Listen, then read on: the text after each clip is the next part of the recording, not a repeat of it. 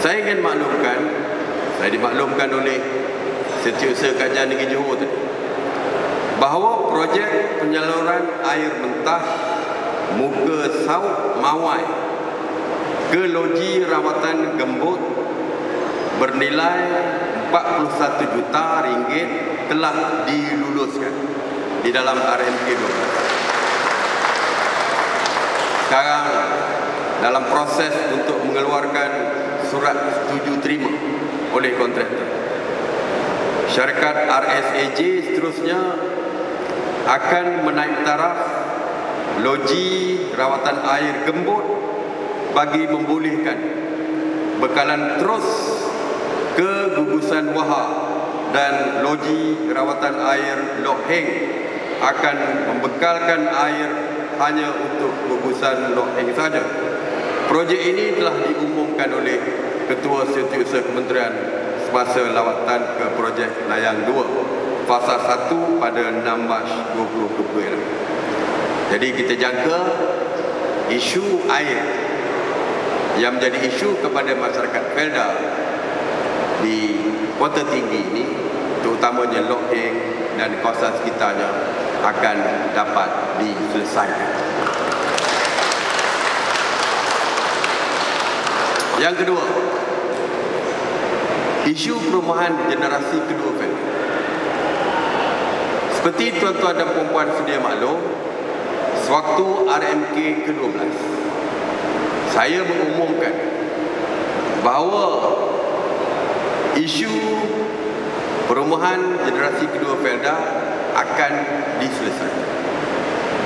Cuma bezanya, kalau dulu kita membina rumah, tetapi kali ini kita akan memberi lot-lot rumah kepada generasi kedua Felda.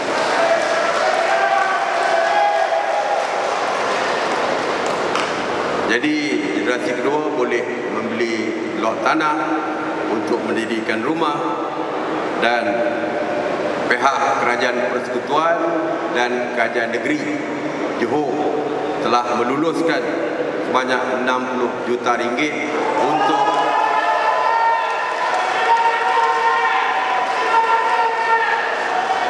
ini bagi kita membangunkan infrastruktur di kawasan tapak perumahan, tapak lot tersebut, supaya tidak ada lagi isu masalah infrastruktur di situ. Yang kedua, kita juga tidak melihat kepada keperluan rumah semata-mata. Kita tahu ramai belia-belia Felda yang ingin terlibat di dalam program keusahawanan. Bagi kita ekonomi penting kepada generasi kedua Felda. Jadi pihak Felda telah bersetuju untuk memperuntukkan 10 juta ringgit awal ini untuk tabung usahawan belia Felda.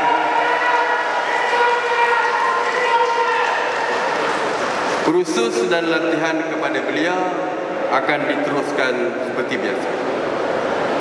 Bagi mengiktiraf peranan belia Felda, maka pada Mesyuarat Agung Pertubuhan Belia Felda ni, Majlis Belia Felda, MBF, Persada dan juga KAF, saya merasmikan Mesyuarat Agung tersebut, dan saya telah mengumumkan untuk melantik wakil belia di dalam ahli lembaga pengarah. Ini menunjukkan keyakinan kita kepada belia, untuk beri ruang kepada belia untuk menyuarakan pandangan dan juga memberikan buah fikiran bagaimana untuk memajukan Felda dari segi pandangan anak-anak muda Felda. Dan saya bukan setakat mengumumkan, tetapi saya nak maklumkan bahawa saya telah pun melantik pengerusi Majlis Belia Felda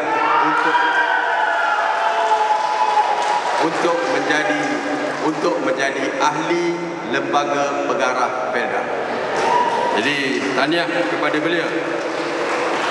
Saya juga difahamkan lain telefon di sini teruk, terutamanya yang melibatkan online dan sebagainya tidak dapat. Perniagaan online tidak dapat dilaksanakan, untuk surf website dan sebagainya sukar kerana pencawang tidak ada. Saya nak umumkan bahawa kita, Kerajaan Persekutuan melalui syarikat-syarikat telco ini akan membina pencawang telefon seluler ini dengan segera di kawasan Kota Tinggi. Jadi anak-anak muda yang berniaga secara online selepas ini tak timbul isu lagi. Nak main WhatsApp hari-hari pun boleh, kerana kita akan upgrade dengan membina pencawang-pencawang baru. Satu lagi isu yang saya dimaklumkan adalah isu gajah yang sering merosakkan tanaman.